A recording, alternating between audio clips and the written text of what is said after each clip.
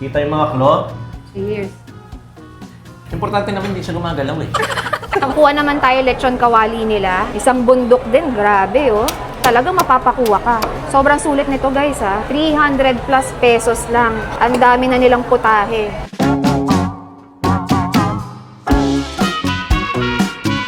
O diba, naging ano na to, talk show. Naging talk show na talaga. Ano? Pag nagkakwento tayo biglang nauubos.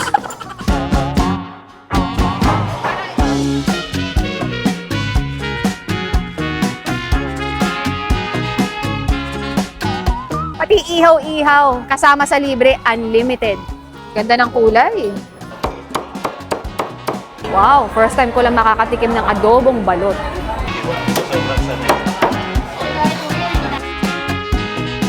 Super excited na akong matry ang mga ito, kaya naman ano pang inaantay natin guys? Huwag na natin patagalin, i-try na natin!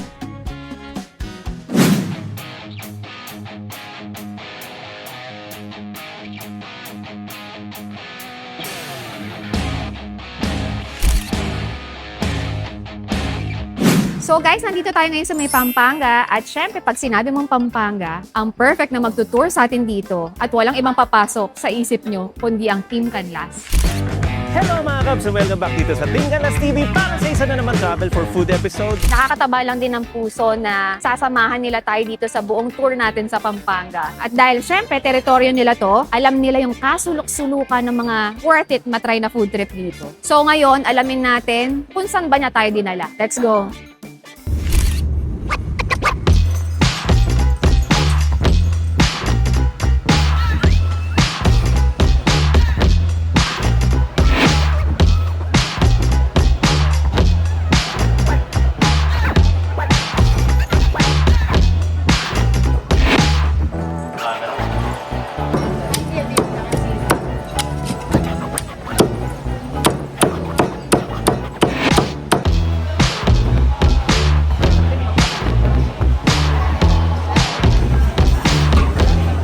Unang kain pa lang dito sa Pampanga, pangmalakasan na. Yan. Okay, kontian lang natin kasi para lahat matikman natin. Huwag natin palalagpasin. Sa mga buffet, hindi ko pinalalagpas to, crispy kangkong. Samahan natin ng sauce. Yan. Dito ko curious guys. Ito yung pinaka nakaagaw ng atensyon ko. Etong adobong balot nila. Yan, isang buo. Wow, first time ko lang makakatikim ng adobong balot. Crispy tawilis. Ito, masarap din to. Isang bundok na tawilis. Yan. Kuha tayo. Pakonti-konti lang, dala-dalawa. Yan. Lagyan na rin natin ng suka. Ito yung masarap sa buffet eh. Specifically, Filipino buffet. Palabok. Oh, palabok nila. Lagay natin sa gitna. Konti lang muna, sige. Para matikman natin lahat.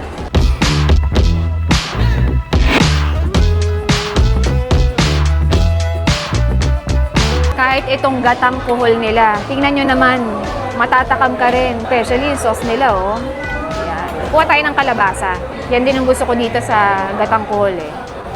Tapos, kuha tayo ng madaling kuhain. Alin ba yung madaling kuhain dito? Yan, medyo malalaki ng konti. Yan, oh. 5, pwede na. Okay, sige.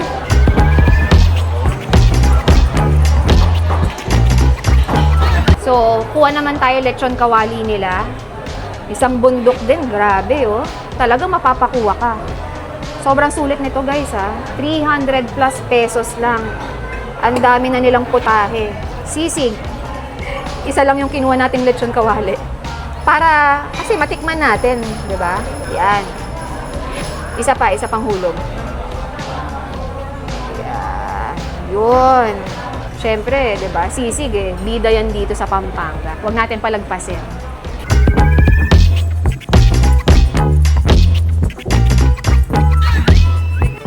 Sakto kasi umulan guys eh.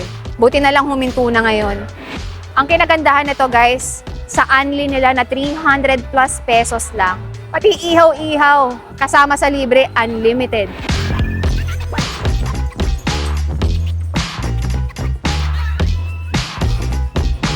So imagine niyo guys, 398 pesos lang, unlimited na lahat to. Yung nakita nyong unlimited food dun sa loob, pati ditong ihaw-ihaw, unlimited yan. So meron silang kasamang tenga dito. Yan, may tenga, may isaw, tenga ulit to, tsaka yan hotdog. So ito yung mga nakuha natin. Try lang muna natin kasi baka hindi natin maubos. Pagka naubos natin at nabitin pa tayo, round 2 na lang ulit. Ito po kuya. Thank you. Apo.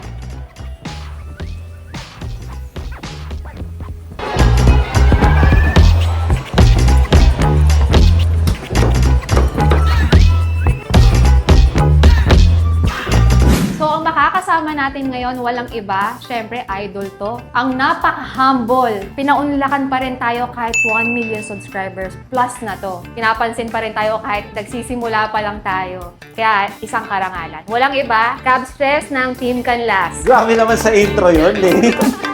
Parang gusto ko nang mawad.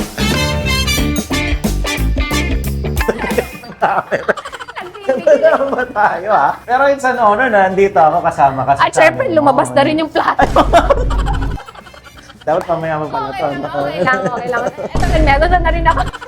Gandang araw po sa inyo lahat. Welcome to Pampanga. Oo nga. Thank you ah. Buffet agad eh. Oo nga Pagdating eh. ng pagdating, buffet. So, na nasan tayo. ba tayo ngayong Cab Stress? Nandito tayo pa rin sa San Fernando, particular dito sa Holiday Land Buffet.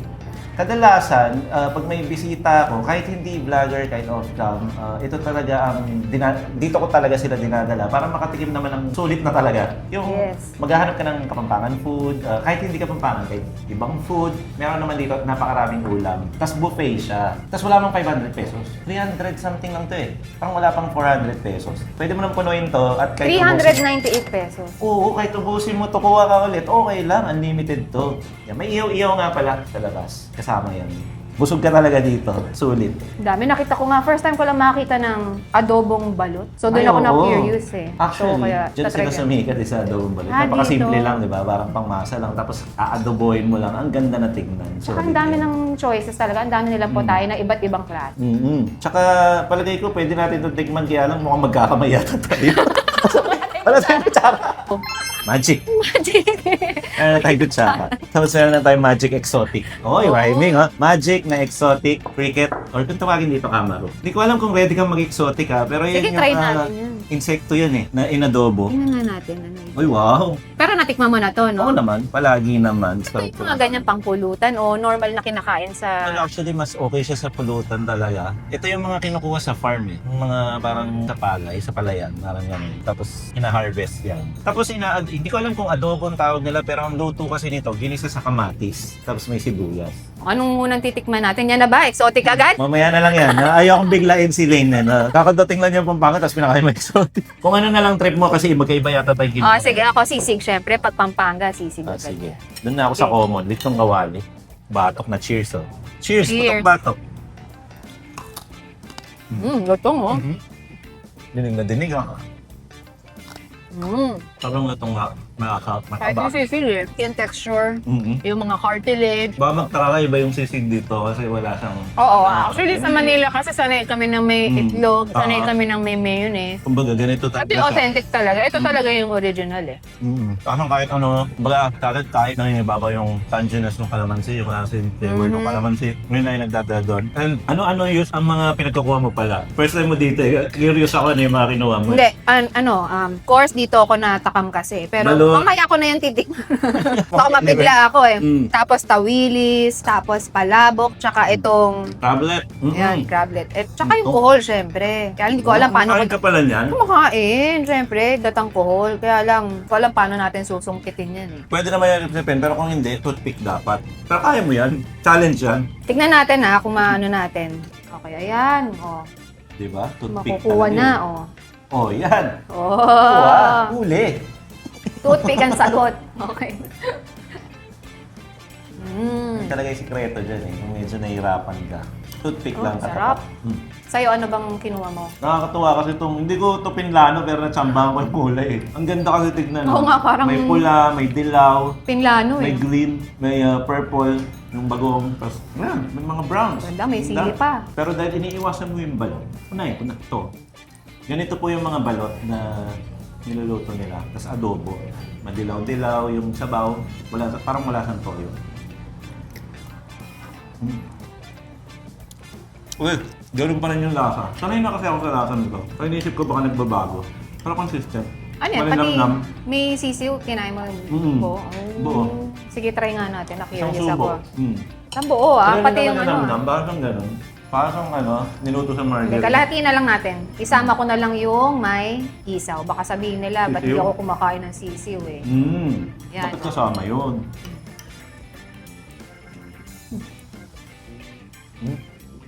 May naman umami na may margarine, mga ganun. Meron siyang kakaibang lasa na pero hindi mo naramdam na balot siya, no? Kaya nga nawala yung pagkabalot niya, no? Ang galing. Pag kinagat mo siya, parang may sasabog na doon sa loob eh. Galing, no? Galing. Tapos ang lambot. Tapos tinanggal na nila yung matigas na part. Tapos dito kumuha ako ng kare-kare. Parang tuwalya yata na kare-kare. Uy.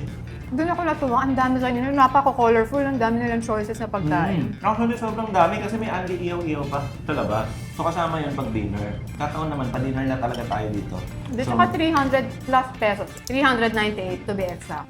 Lang. Kaya ang dami kumakain. Karaniwan yung ganitong style. Alam natin, usually 499. Medyo yun na yun eh. Yun yung entry level niya eh. Pero sa 399. Sa Manila nga, parang mga, ano yung basic yung mga 500 pesos Oo. pataas. Speaking of, sabi ko nga, Andy Iyaw-Iyaw. Ayan na oh. Eto Special na siya. delivery. Parang Oo. limit yan, basta kaya mo ubusin. Ito siya yung parang parang kanto, ihaw-ihaw. Kasi merong isaw, merong mga, di ko alam kung tenga yan or taba. Tenga. Yan, tsaka hotdog. Isaw. Tatlong klase lang yung meron doon ngayon daw. Pero unlimited. Reklamo ka Unlimited pa ba? yan. Kasama sa 398 yun. Ano yung ginawa mo yung Tenga. Yan. May cartilage. Isaw. Let's go. Susubo lang. Kaya unlimited eh. So wait lang, may iba tayo para sa mga viewers ko na interesado. Tsaka, of course, syempre sa mga nakakilala sa'yo. At hindi pa alam yung backstory ng Team Canlas. Naku. Baka ano naman, gusto mo i-share sa amin kung paano ba nagsimula ang Team Canlas? Kailan nagsimula? Ang Team Canlas, hindi naman siya nag-umpisa na food vlogging. Kasi nung umpisa, ano lang to eh, parang hindi kami after dun sa, nauso yun yung mag-monetize eh. Ano For kami fun nun? lang. Parang, nag-umpisa kami ni camera woman kung kilala nila. Siya yung misis ko. 2018, nung kin-create ko yung Wow, channel, tagal na. December yon to be exact. If I'm not mistaken, December 18, December 17, parang gano'n. Or December 7, parang gano'n. 2018. Tanda pa. 2018. Kasi nasa profile yun eh. Makikita mo talaga yun. December 7, 2018, pupunta kami ng Cebu. Siyempre, before that, mga November na nangyari yun, yung nag-Cebu kami.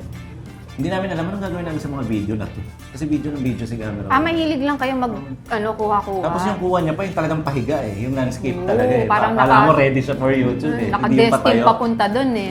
So, pag-uwi namin, around December na, gagawin natin sa video. Sabi ng pamangkin namin, which is yung cameraman namin yan, edit daw niya tapos gawa daw akong YouTube. Bago niya sinabi yun, yung dati kong kasama na best friend ko, si Tipsy Tata, bago pa nangyari yun, matagal na rin niya ako hinihikayat, nagmawa ng YouTube channel. So yun, natupad din noong December, tapos in-upload namin yun. First ever upload, kung pupunta kayo sa Team Canlas, tapos browse to all this mo. Pinakauna doon Cebu. Kaya it turns out na nung naging food vlogger kami, palagi kami nasa Cebu.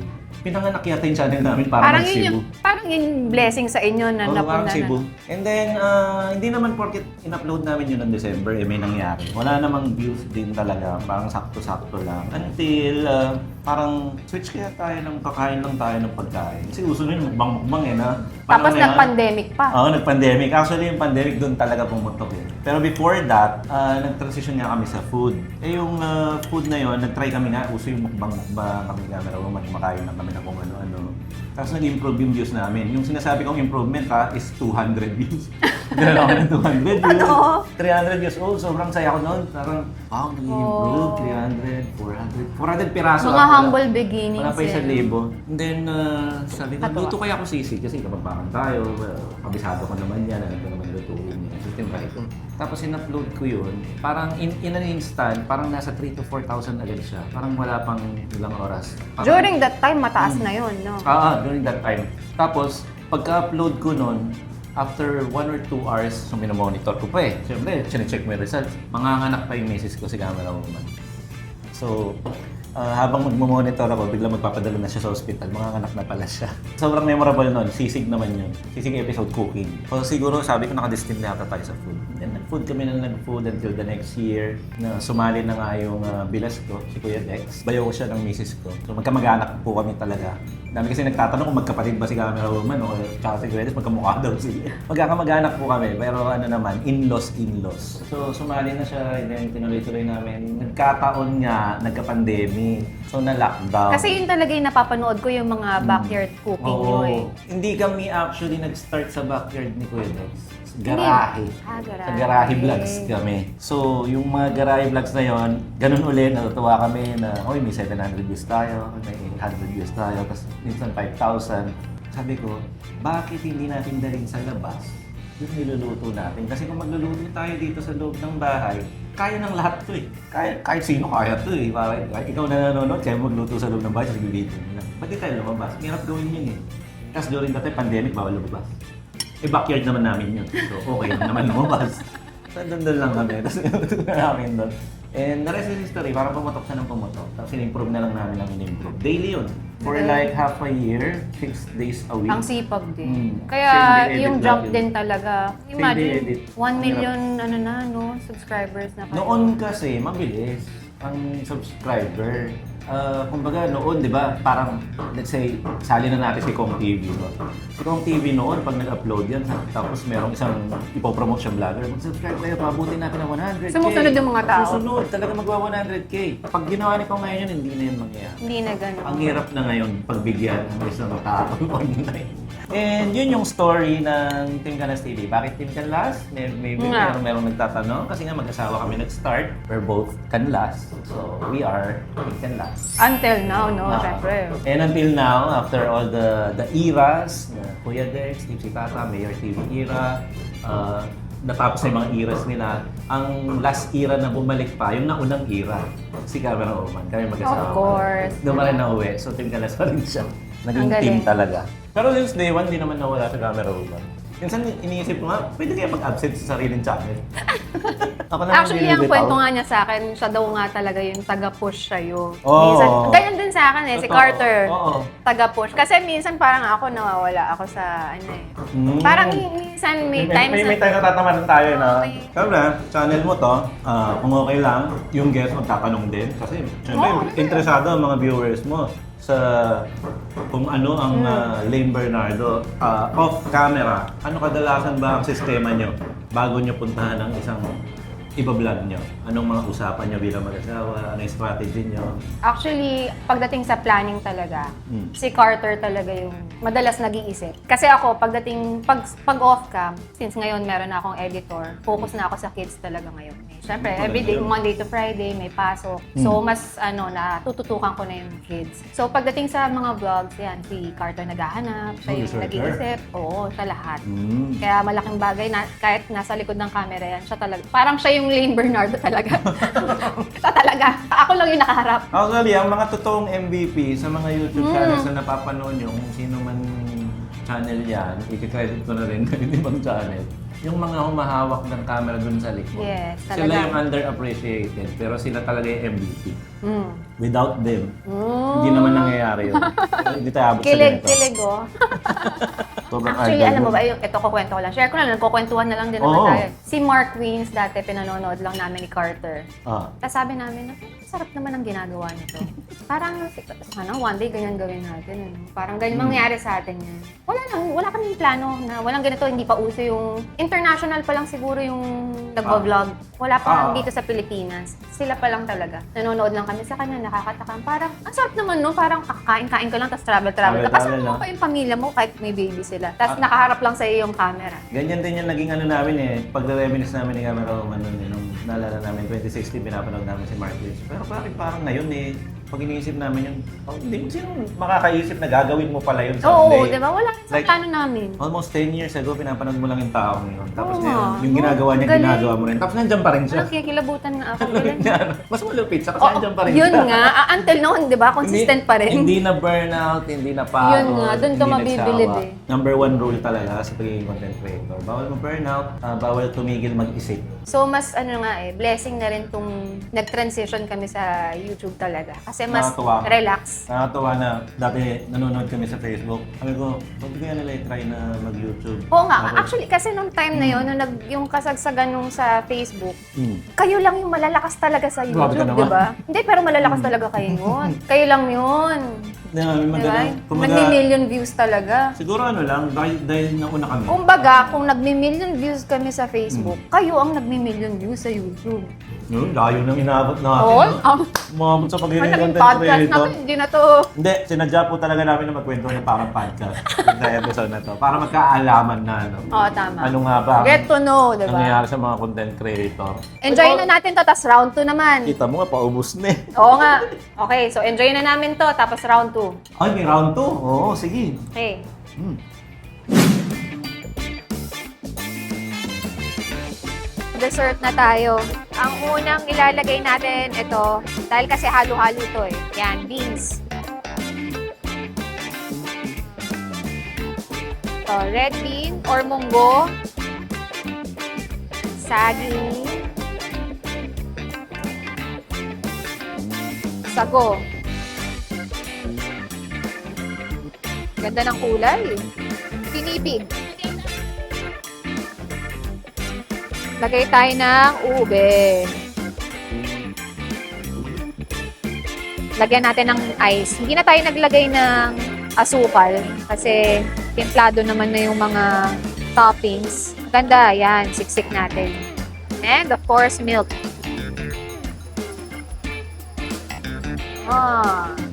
Halo-halo for dessert. Kaya tara. Okay, so dessert time na tayo pero may nakalimutan tayo i-try kanina. Ayun nga pala, no? Naiwan pala kasi kanina yung camaro or cricket. Oo. Siguro, kahit isang kutsara lang, no? Ako nga, kakamahin ko na eh. Oh, sige. Isa lang. Ako, titikman ko. Pang isa lang daw. Sige. Ayan. Ano, Malambot pala siya, no? Hindi Tama, siya may crispy. mga ano Ay, pa laki siya. yung kinuha mo. May antena pa siya, no? Okay, sige. Cheers! Cheers. Damang-dama ko yun, ang laki.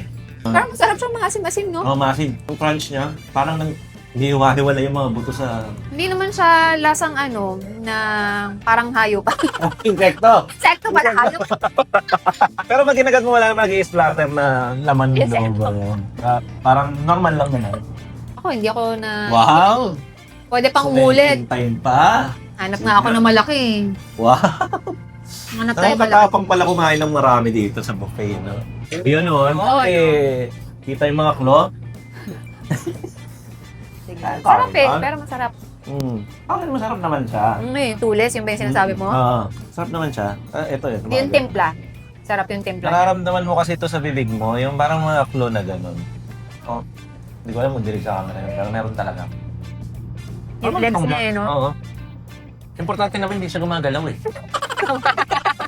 Yan ang pinaka-importante doon. Anyway, Okay, move on. dessert mo is... Halo-halo, Pinoy syempre. na Pinoy.